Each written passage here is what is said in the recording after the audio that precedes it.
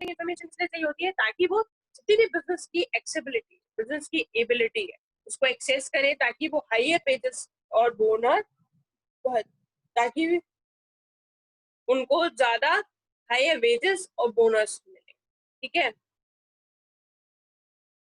दे सके। आगे आपका external users of accounting information क्या क्या थे, क्या क्या है external users? Bank of financial institution, उनको इसलिए जरूरत होती है ताकि वो सेफ्टी और रिकवरी, जो भी लोन लिया हो या लोन एडवांस किया हो, ठीक है, और जो इंटरेस्ट की रेगुलरिटी है, उन सबको वो इंश्योर करें, उनकी सेफ्टी और रिकवरी। सेकेंड है इन्वेस्टर्स एंड पोटेंशियल इन्वेस्टर्स। यहाँ पर हम बात करें, ये इसलिए इंटरेस्टेड होते हैं ताकि ये अर्निंग कैपेसिटी पता करते हैं बिजनेस की, और जो इन्वेस्टमेंट करी है वो सेफ है या नहीं, ठीक है। क्रेडिटर्स क्या होते हैं? क्रेडिटर्स को इन्फॉर्मेशन इससे जरूरी होती है ताकि वो फाइनेंशियल साउंडनेस और क्रेडिट वर्दीनेस देखें फर्म की, कि फर्म कितनी उधारी ले सकता है, कैसा उसका चल रहा है, सब कुछ चीजें। गवर्नमेंट एंड देयर एजेंसीज, यानी कि गवर्नमेंट को इन्फॉर्मेशन से जरूरत होती है ताकि वो टैक्स लायबिलिटी जो बिजनेस की है वो पता कर सके, ताकि वो अपनी एक्टिविटीज रेगुलेट करे। रिसर्चर्स को इससे जरूरत होती है ताकि वो रिसर्च करने में हेल्प ले। कंज्यूमर्स को इससे जरूरत होती है ताकि वो एक अच्छा अकाउंटिंग कंट्रोल, वो कॉस्ट ऑफ प्रोडक्शन रिड्यूस करें, और उनके द्वारा कम से कम प्राइस दिया जाए, ठीक है। पब्लिक को क्यों जरूरत होती है? ताकि वो देख सके कि बिजनेस का कितना कंट्रीब्यूशन है towards the welfare of the society, ठीक है। तो ये तो थे एक्सटर्नल यूजर्स, ठीक है। अब है हमारा qualitative characteristics of accounting information. कुछ कैरेक्टरिस्टिक्स हैं क्वालिटेटिव, जैसे आपका रिलायबिलिटी, ये फ्री होना चाहिए मटेरियल एरर और पर्सनल बिजनेस से। रेलेवेंस है, मतलब कोई भी अननेसेसरी या इर्रेलेवेंट इंफॉर्मेशन इंक्लूड नहीं होनी चाहिए फाइनेंशियल स्टेटमेंट में। अंडरस्टैंडेबिलिटी का मतलब है इंफॉर्मेशन इस तरीके से प्रेजेंट किए जाए कि जो यूजर्स है उनको समझ में आए। कंपैरेटिबिलिटी का मतलब है यूजर्स वो इतने एबल हो कि वो इंट्रा फॉर्म और इंटर फॉर्म में कंपैरिजन कर सके, ठीक है। सिस्टम्स ऑफ अकाउंटिंग है आपका, दो सिस्टम है, पहला है डबल एंट्री और दूसरा है single entry. Double entry system है, ये तो वो सिस्टम है जहां पर दोनों एस्पेक्ट्स लिखे जाते हैं। सिंगल एंट्री में केवल एक तरफ एंट्री होती है, ये पूरे एस्पेक्ट्स यानी कि दोनों साइड एंट्री नहीं करता, बोथ एस्पेक्ट से नहीं देखता।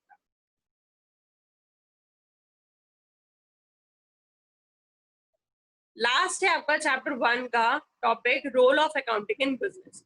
अकाउंटिंग को हम बिजनेस की लैंग्वेज कहते हैं, ठीक है, क्योंकि वो कम्युनिकेट करता है कुछ मीनिंगफुल इंफॉर्मेशन यूजर्स तक, जो उनकी मदद करता है कि वो बिजनेस की परफॉर्मेंस इवेल्युएट करे, ठीक है ना, बिजनेस एंटरप्राइज की, और सही डिसीजन ले, ठीक है। तो ये तो था आपका चैप्टर 1 का रिवीजन। चैप्टर 1 आपको जो थ्योरी थी, मैंने कुछ इंपॉर्टेंट चीजें भी लिखवाई थी उसमें, ठीक है।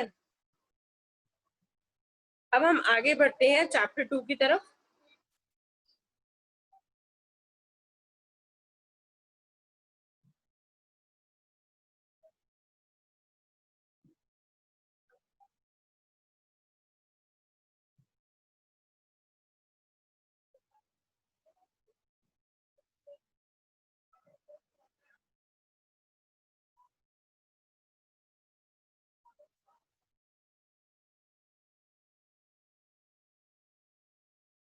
बिजनेस ट्रांजैक्शन, ये इंपॉर्टेंट या फिर आप बोल सकते हो बेसिक अकाउंटिंग टर्म्स है ये चैप्टर।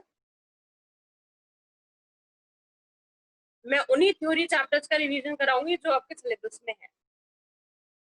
बिजनेस ट्रांजैक्शन एक इकोनॉमिक एक्टिविटी है बिजनेस की, जो चेंज करती है, मतलब एक तरीके से हम इसको इकोनॉमिक एक्टिविटी देते हैं बिजनेस की, जो उसकी फाइनेंशियल पोजीशन चेंज करती है। बिजनेस ट्रांजैक्शन का मतलब होता है वो इकोनॉमिक एक्टिविटी बिजनेस की जो उसके ट्रांजैक्शंस को, फाइनेंशियल पोजीशन को चेंज करती है, ठीक है। कैरेक्टरिस्टिक्स क्या क्या है बिजनेस ट्रांजैक्शंस के, कि एक तरीके से फाइनेंशियल पोजीशन में चेंज लेकर आता है, ठीक है, ये गुड्स और सर्विसेज का एक्सचेंज करता है फॉर मनी कंसिडरेशन। ठीक है, ये एक ट्रांजैक्शन के दो एस्पेक्ट्स होते हैं, डेबिट और क्रेडिट, दोनों के इक्वल अमाउंट होते हैं। ट्रांजैक्शंस को हम एक्सटर्नल ट्रांजैक्शन और इंटरनल ट्रांजैक्शन में डिवाइड करते हैं। ट्रांजैक्शन वो कैश भी हो सकता है और क्रेडिट भी हो सकता है। कैपिटल वो पैसा है जो ओनर बिजनेस में लगाता है। ड्रॉइंग्स वो चीज है जो ओनर आप बोल सकते हो, ठीक है ना, अपने पर्सनल यूज के लिए बिजनेस में से पैसा निकालता है। ठीक है, लायबिलिटीज हैं यानी कि वो डेट्स होते हैं जो आपको चुकाने होते हैं कुछ टाइम में, फ्यूचर में। लायबिलिटी को हम दो तरीके से डिवाइड करते हैं, नॉन करेंट लायबिलिटी।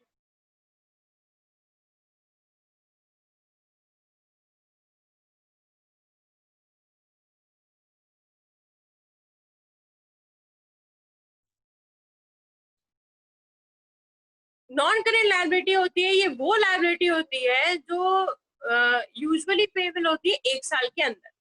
ठीक है, और करेंट लायबिलिटी होती है जिसको, ये वो लायबिलिटी है जिसको हम, मतलब नॉन करेंट तो ये है कि एक साल के अंदर पे नहीं करनी, और करेंट है जो एक साल के अंदर ही पे करनी। एसेट्स को हम वो रिसोर्सेज बोलते हैं एंटरप्राइजेस की जो मनी के टर्म्स में एक्सप्रेस होती है, जैसे इकोनॉमिक रिसोर्सेज कहते हैं इनको।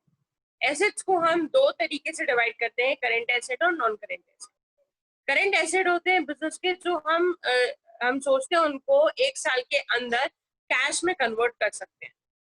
नॉन करेंट ऐसे होते हैं जिनको हम लॉन्ग टर्म यूज के लिए रखते हैं और उनको हम रीसेल नहीं करते।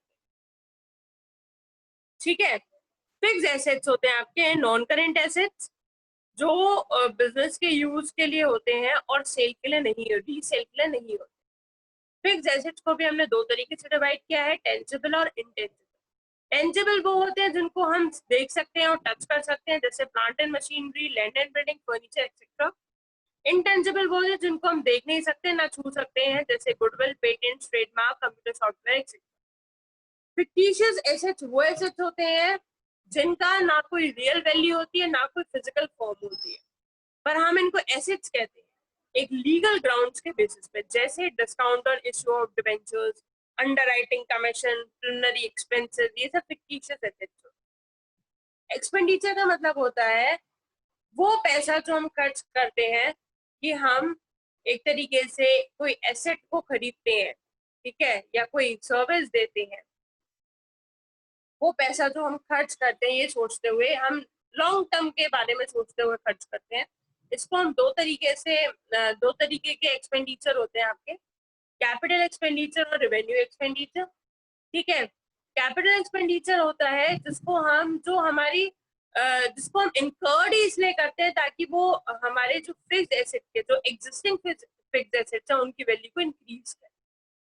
ठीक है, रेवेन्यू एक्सपेंडिचर है, मतलब आप बोल सकते हैं यहाँ पर ये वो एक्सपेंडिचर किया जाता है पूरे अकाउंटिंग पीरियड में ताकि हम जिसका बेनिफिट तब उठाएं, हम सेम अकाउंटिंग पीरियड में उसका बेनिफिट उठाएं। ठीक है, एक्सपेंस एक कॉस्ट है by the business in the process of earning revenue. Expense को भी हम खर्चा बोलते हैं, एक्सपेंडिचर को हम वो खर्चा जो हम आगे की यानी कि फ्यूचर की सोचते हुए करते हैं, और एक्सपेंस मतलब रेगुलर बेसिस के जो खर्चे होते हैं रेवेन्यू अर्न करने के लिए। ठीक है, इनकम हमारा सरप्लस होता है यानी कि रेवेन्यू ओवर एक्सपेंसेस, इसका मतलब है जितना भी प्रॉफिट हमने पूरे साल में कमाया।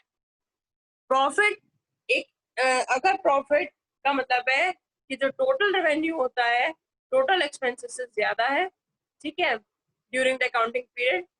प्रॉफिट को हम नॉर्मली ग्रॉस प्रॉफिट और नेट प्रॉफिट में डिवाइड करते हैं। गेन क्या होता है? गेन एक मॉनेटरी बेनिफिट है, प्रॉफिट और एडवांटेज है जो ट्रांजैक्शन से आता है, यानी कि आप बोल सकते हो जो बिजनेस के लिए एक तरीके से इंसिडेंटल है, मतलब एक्सपेक्टेड नहीं होता है।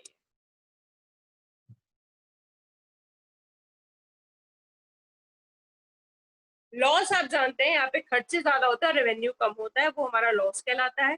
परचेज का मतलब वो पैसा जो हम बिजनेस, जो हम गुड्स को खरीदने में पैसा खर्च करते हैं ताकि हम उसको रीसेल कर सके, ठीक है, या फिर हम उसको प्रोडक्शन कर सकें, उसमें इस्तेमाल कर सकें।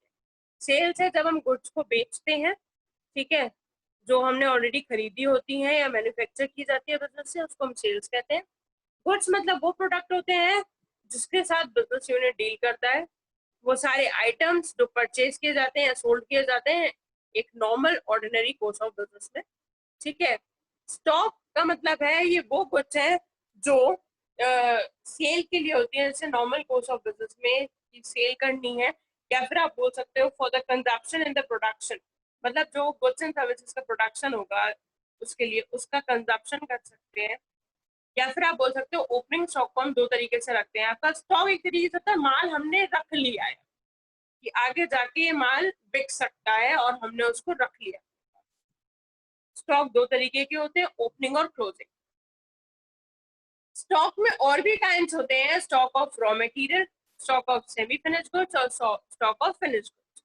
रॉ मटेरियल का मतलब है वो गुड्स जो अनप्रोसेस्ड होती हैं, अभी हुई नहीं।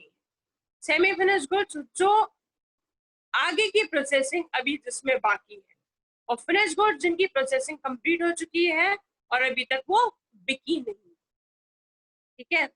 डेटर वो पर्सन होता है जिसको हम आप बोल सकते हो it is a person to whom goods have been sold, जिसको गुड्स सोल्ड की जाती हैं, जिसको गुड्स सोल्ड की जाती हैं और सर्विसेज रेंडर की जाती है या तो क्रेडिट पर या फिर पेमेंट पर, और वो पेमेंट रिसीव नहीं होती है।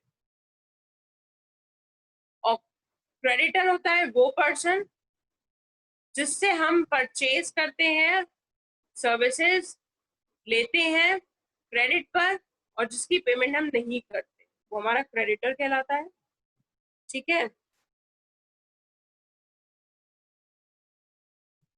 वाउचर एक डॉक्यूमेंट्री एविडेंस होता है बिजनेस ट्रांजैक्शन के सपोर्ट के लिए।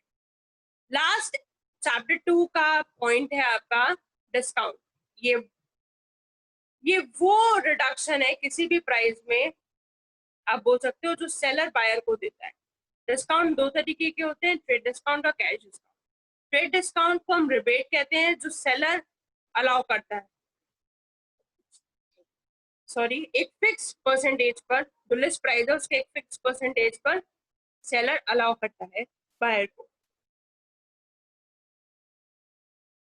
और कैश डिस्काउंट है ये तब दिया जाता है जब बायर आपका प्रॉम्प्ट पेमेंट करे तब।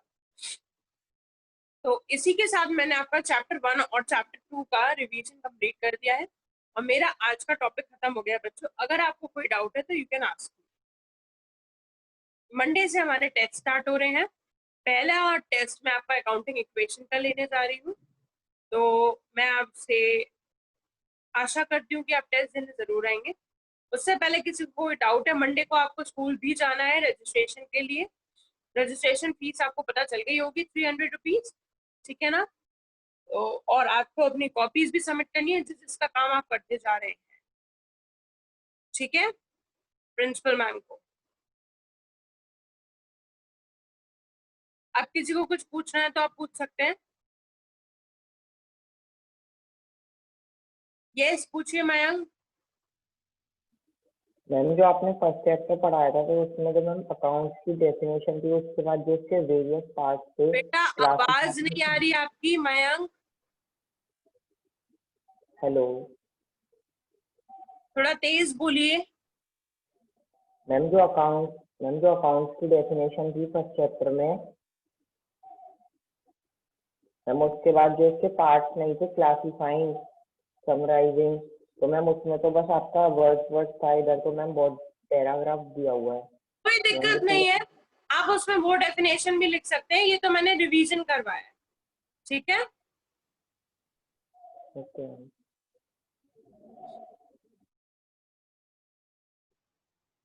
आर्यन, अंशिका, ऋतिका।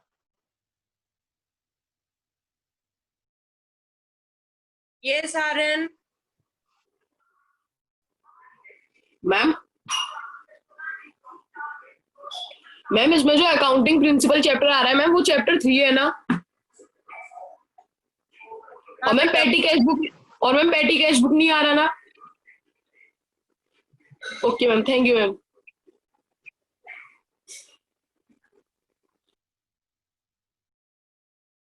यस रितिका।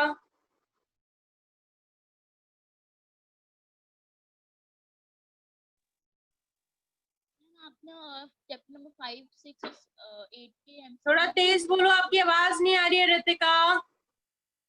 मैम आपने है ना एमसीक्यूज नहीं भेजे चैप्टर नंबर 5 और 6 और 8 के बीएस। बेटा आज मैं सारा काम करूंगी, आज आपको सेंड भी करूंगी, आज आपको होमवर्क भी दूंगी मैं, ठीक है। For sure today I will do, ठीक है।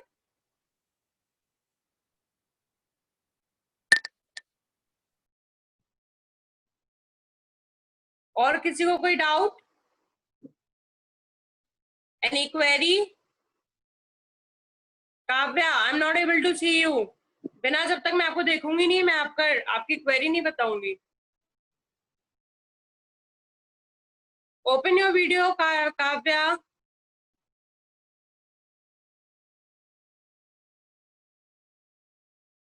काव्या वीडियो ओपन करिए, then only I will tell you.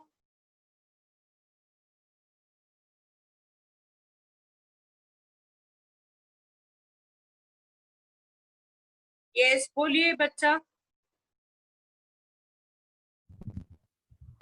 Ma'am आप ग्रुप पर भी भेजिएगा पीडीएफ।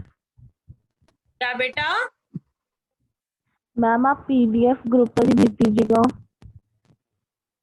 आप क्या करते हो, मुझे नहीं समझ आ रहा। What are you trying to ask? Ma'am आप पीडीएफ ग्रुप पर भी भेज देना। ओके बेटा। Any other query? ठीक है। All the best from for the test, और जो मैं आपके लेने जा रही हूँ मंडे ऑनवर्ड्स। टेस्ट में आपकी अटेंडेंस बहुत मैटर करती है, और टेस्ट आप कितने लेते हैं उन बच्चों के नाम मैं लिखूंगी during the class. Okay, till then आज आपको होमवर्क मिल जाएगा। ओके, चलिए, thank you class, have a nice day.